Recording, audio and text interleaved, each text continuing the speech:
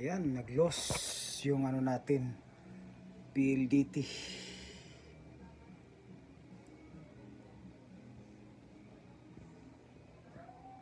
I-off natin to.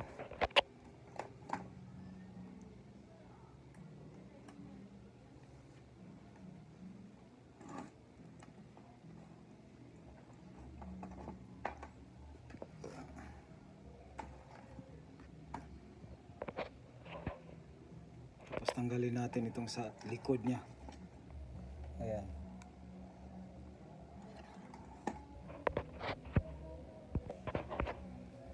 Ayan, tanggal na. Tsaka linisan natin, no? Kasi ano, padumi rin.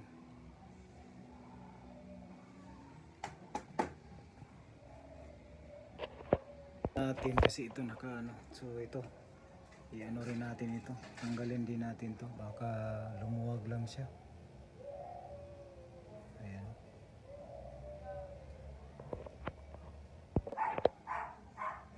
Ayan, natanggal na.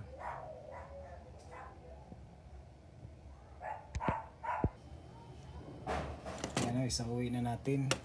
Isauli na natin to.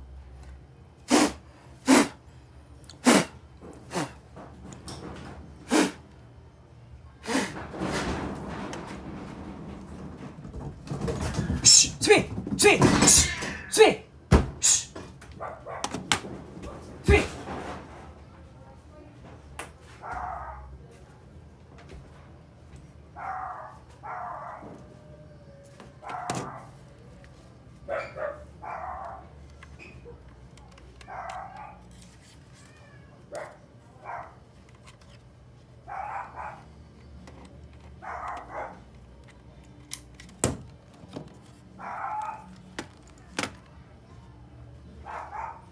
Tapos lagyan natin ng outlet.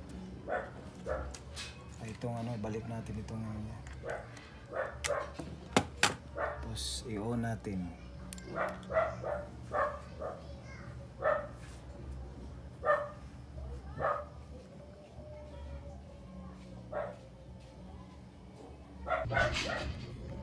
Ayan, nagpula pa rin.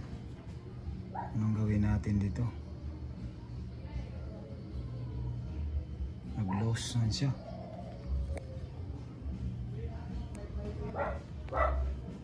Ayan, nag-green siya.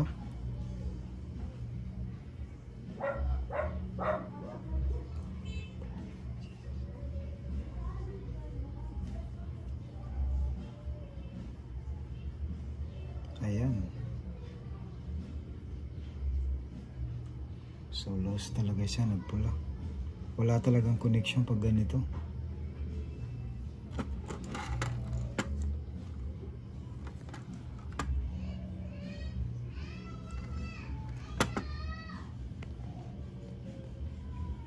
Next natin tanggalin ito, no?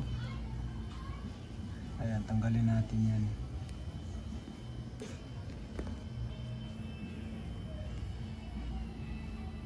Ayan, balik natin to.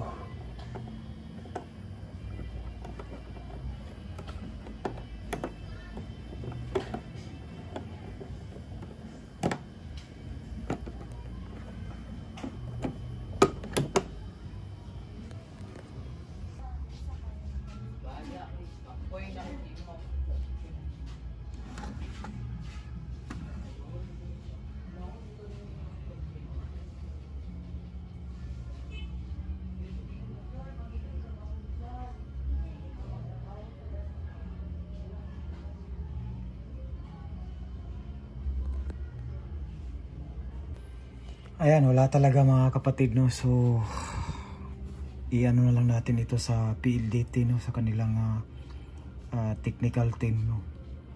Pagdating ko kasi dito sa bahay, pag on ko na yun, no? Nag-loss na siya.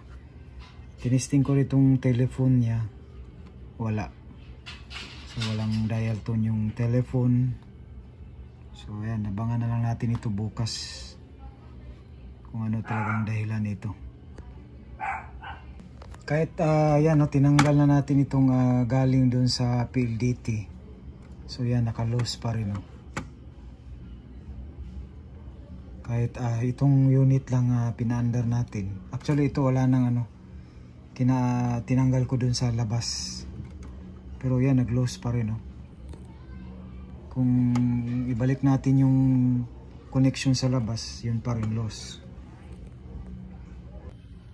Ayan, o, dinirect na natin ito dito sa kanyang box. Ayan, o.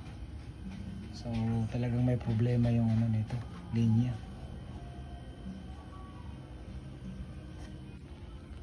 Ayan, o. So yan, tinisting na natin dun sa box. So wala talaga, para malaman natin kung ito ba okay ba itong yellow na wire nya. Ayan, o. So siguro mas ang problema nito nasa linya, no, papunta ng poste. So ayan, no, i-ano na natin ito sa technical team ng PLDT. Ayan, no, abangan na lang natin. Ayan, no, mga kapatid, ayan, so Sunday nawala yung internet natin, nag-LOE siya o loss, no, nag-blinking yung red. So ayan, dinirect natin dito galing dun sa ano niya, dun sa parang box sa likod, no. Ayan. Ayan, no, napuntahan ko na rin yung ano, yung PLDT office, that's July 28. So hanggang ngayon wala pa, no. Talagang I think 1 year na yata ito nung simulat nagka-trouble ito. So mga 1 year na mahigit, no. So ganyan mga kapatid, July 28 tayo nagpunta dun sa office, no, ng PLDT. Ayun nga, naka-receive tayo ng 36 hours pero wala namang dumating na technician. So kapatid, i-direct natin dito. Ayan, dahil na-i-check na natin yung yellow, no, yung ano niya. May nakita tayo sa dun sa YouTube. Ayun nga, mapalad sila kasi yun nga, walang problema yung ano nila, wire papunta sa poste. Yung sa atin, yun, tinisting na natin mga kapatid. So yung sa kanila, yun lang, talagang yung yellow lang ang naging problema, no, yung papunta sa modem. Ayan, no, so na-direct na natin mga kapatid, no. Try lang natin kung andyan pa yung blinking niya na red, no, yung LOS. Ayan. Ayan, no, ano na natin yung power supply. Hawakan lang natin kasi medyo hindi mahaba yung ano niya, yung wire galing sa box. Ayan, no, so yan, direct na natin. So kung hindi pa rin mga kapatid, talagang yung wire niya talaga yung pupunta dun sa poste, baka yun naputol yung last tip. Napakadali nun, no, mga siguro 1 day 2 days. So far yun ang mga experience ko sa repair. Pero ngayon talagang umabot na ng ano, mga 6 days na, ika 6 days na bukas. So yan, hanggang dito na lang tayo mga kapatid, no. So talagang ang problema nito doon sa pupunta doon sa poste, baka naputol o hinugot doon sa may box ng doon sa may poste, doon sa may PLDT. Ayan. Okay, thank you so much. Abangan natin yung next video natin. Bye bye.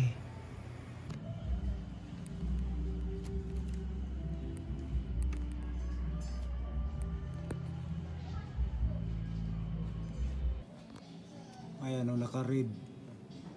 At yan naman ay pinuntahan na ng technician, no, doon sa poste.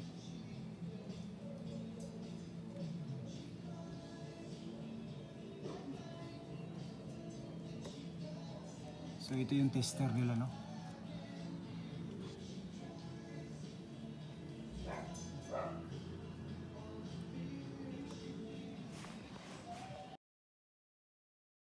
Kaloy sa Ginoo. Green. Ay, salamat. Ay, green day. Mali ray ko. Ay, salamat, sir. Naging sir. So, diyan lang ako ibutan, sir. Oh, diyan aja. Mamaya pa wala punta din, di ba? Yan eh. Ay, salamat.